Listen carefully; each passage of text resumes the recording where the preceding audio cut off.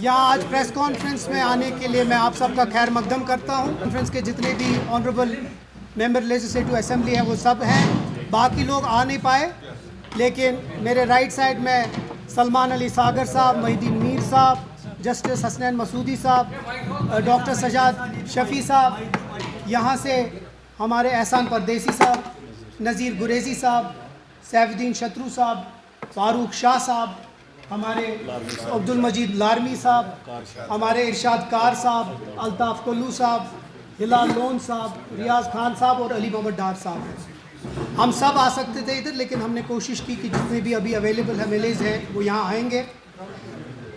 दो तीन चीज़ों पे आपके साथ आज बात करनी है। पहले तो मैं अपने ओपनिंग स्टेटमेंट में बताऊंगा कुछ बातें, उसके बाद अगर कोई सवाल होगा मखसूस तो हम उसका जवाब देंगे, और बीच में मेरे जो कुलीग्स हैं वो भी इसके ऊपर बात करेंगे। पहले तो मैं आप सबको एक क्लियर बात बताना चाहता हूँ कि जो अशोक चक्र है वो एक नेशनल एम्बलम है, और ये सिर्फ स्टोन और पेपर की बात नहीं है, ये इस मुल्क की यूनिटी, इंटेग्रिटी का एक नमूना है।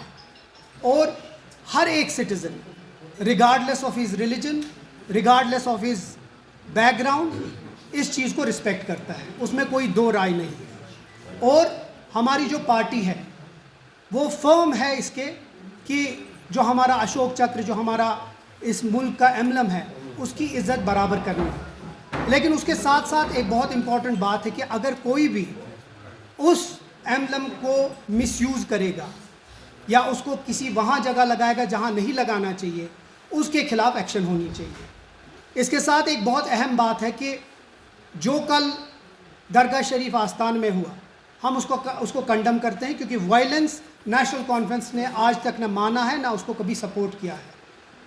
इसका तरीका बेहतर हो सकता था, बेहतर तरीके से उसको हैंडल किया जा सकता था, लेकिन नहीं किया गया, क्योंकि इसमें रिलीजियस सेंटिमेंट जो हैं उसमें वो हर्ट हुए हैं। उसी के बरक्स कुछ ऐसी चीज़ें हुई जो नहीं होनी चाहिए, वो अफसोस है। लेकिन उसके बदले उनके ऊपर एफआईआर और पीएसए की धमकी देना, मुझे लगता है वो बहुत सरासर गलत है, और हम उसको सरासर कंडेम करते हैं। कहना चाहूँगा कि इस मुल्क में और इस रियासत में जब भी आपने देखा होगा कि यहाँ जब भी फाउंडेशन स्टोन्स लगे हैं, किसी भी चाहे वो इस मुल्क के टॉप लीडर हो या इस रियासत के टॉप लीडर्स हो, कभी भी उनने फाउंडेशन स्टोन पे नेशनल एम्बलम का यूज़ नहीं किया है। तो क्या हमारी जो ये वीसी साहिबा है, क्या ये उन सब से ऊपर है? क्या ये उन सब से ऊपर है? क्या इस कॉन्स्टिट्यूशन से ऊपर है? तो मुझे लगता है कि या तो ये पुअर जजमेंट था और ये एक वायलेशन ऑफ लॉ है। तो इस पार्टी की और हम एमएलएज का डिमांड है कि उसका इमीडिएट डिसमिसल होना चाहिए ऑफिस से। We demand immediate dismissal of the vice chairman of Waqf board. उसके साथ जो भी, क्योंकि एक वायलेशन ऑफ लॉ है, जो भी एक्शन हो अंडर लॉ उसके खिलाफ एक्शन लिया जाना चाहिए। अब जहाँ तक इसकी बात करें, मैं आपको थोड़ा सा इसके ऊपर बात बताऊंगा कि जो स्टेट एम्बलम का लॉ है, जो एक्ट है 2005 का, वो एम्बिगुअस है, और उसमें क्लियरली मेंशन्ड है the emblem can not be used for religious purposes without explicit government permission.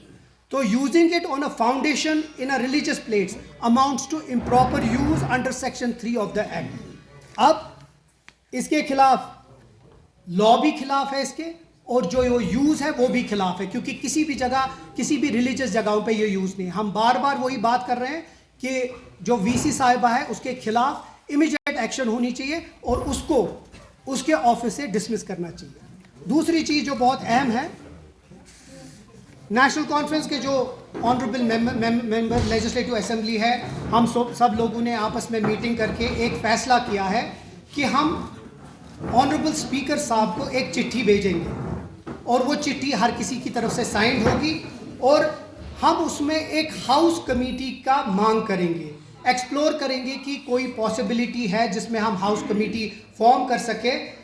जो भी बंगलिंग वक्फ बोर्ड में 2019 के बाद हुई है, वो चाहे हजरतबल में हो, एम्बेसमेंट में हो, हजरतबल में टेंडरिंग प्रोसेस में, क्योंकि बहुत सारे लोग ये कहते हैं कि टेंडरिंग प्रोसेस बाज़ाब्ता किसी के लॉ के हिसाब से नहीं हुई, दिया गया है, ऑनलाइन नहीं हुआ।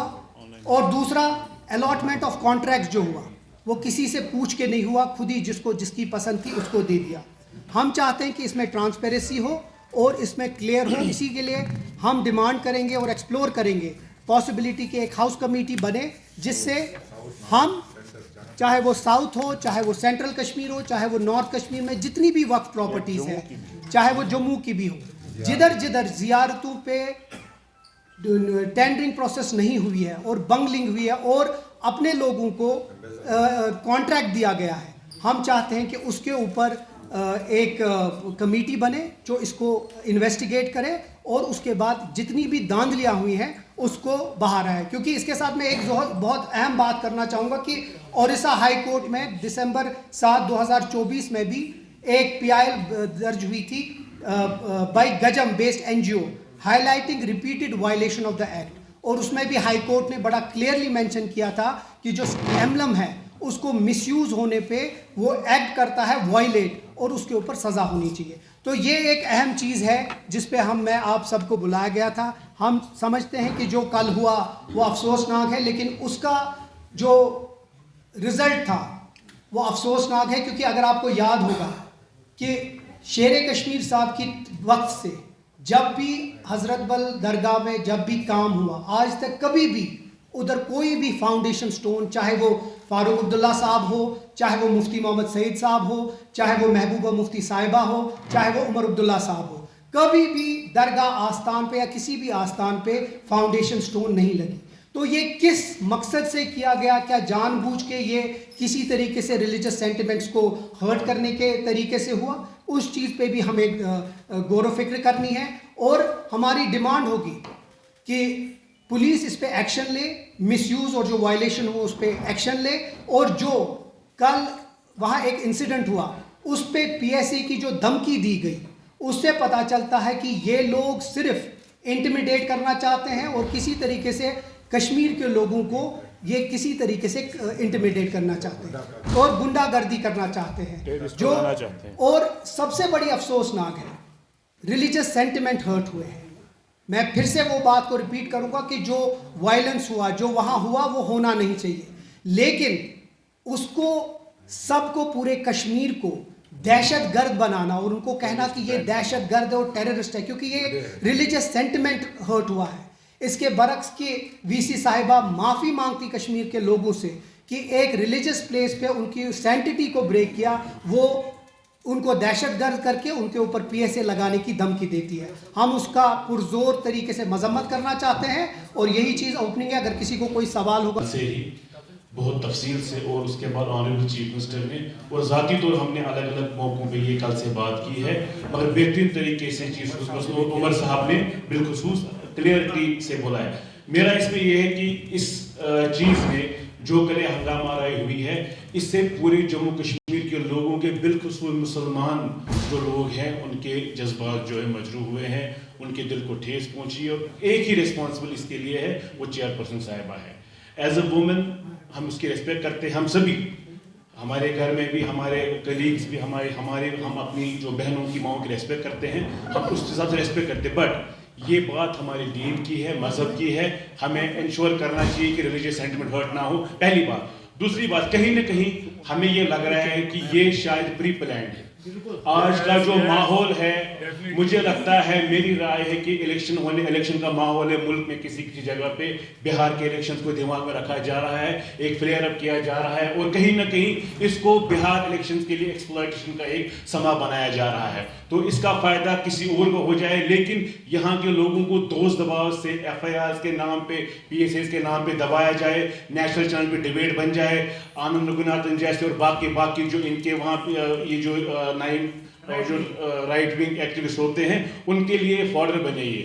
और औकाफ का जो पहले दिन से रहा है, जो तनवीर साहब ने बड़ी बेहतरीन तरीके से कहा, और मैंने भी कल बहुत प्रेस में कहा है, शेर कश्मीर ने खुद को वहाँ एक उस दरबार की खाक समझ के काम किया और खादिम समझ के काम किया है, आशिक रसूल सल्लल्लाहु अलैहि वसल्लम समझ के काम किया, और वही हर एक कश्मीरी करता है, इरेस्पेक्टिव वो किस पॉलिटिकल आइडियोलॉजी से है, इरेस्पेक्टिव किस पॉलिटिकल पार्टी से है, चाहे वो किसी भी अदर देन बीजेपी किसी भी पार्टी से हो, चाहे वो गुलाम नबी आज़ाद साहब भी क्यों न थे, जिनका हमने मेंशन शायद यहाँ भूल गए भी करना, वो उमर साहब का खास तौर पे क्या महबा जी भी थी।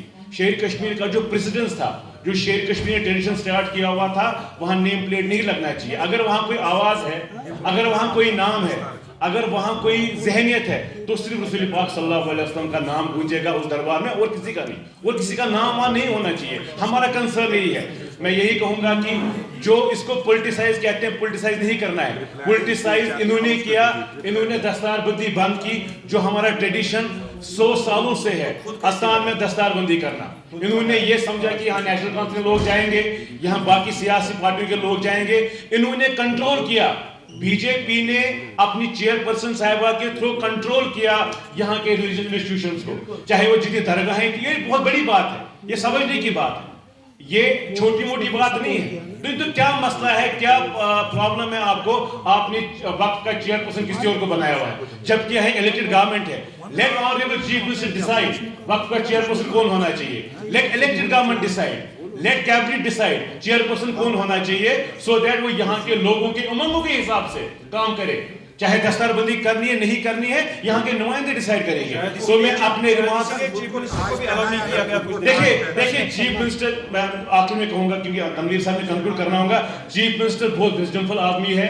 हमने उनको कहा था अंदर जाएंगे, लेकिन चीफ मिनिस्टर ने काफी इंसिस्ट किया कि नहीं, अभी यहाँ काम चल रहा है। वो डिसेंट आदमी। और सबसे बड़ी बात आखिर में ये कहना चाहूंगा, दरगाह हज़रत बल के बारे में पूरे आलम को, पूरे मुसलमान को, पूरे जम्मू कश्मीर के मुसलमानों को, बिलखसूस नेशनल कॉन्फ्रेंस के बानी शेर कश्मीर ने, हमने जाने दिए इसके लिए, हमने एजुकेशन लड़ी है इसके लिए जब मोए मुकद्दस चोरी हो गया था। तो इसके लिए मैं यही कहूंगा कि सियासी तमाशा बंद होना चाहिए, माफी मांगी जानी चाहिए, जिससे भी गलतियों की माफी मांगी जानी चाहिए। सियासत का अखाड़ा बहुत मिलेगा, सियासत के लिए हम तैयार हैं। शुक्रिया।